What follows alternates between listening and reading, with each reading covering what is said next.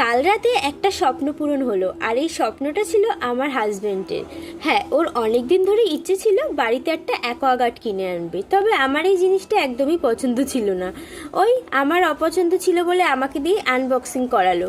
অবশ্য কালারটা আমি বলে দিয়েছিলাম যে ব্ল্যাক কালার কিনো, কারণ হোয়াইট কালার কিনলে সেই আমাকেই পরিষ্কার করতে হবে।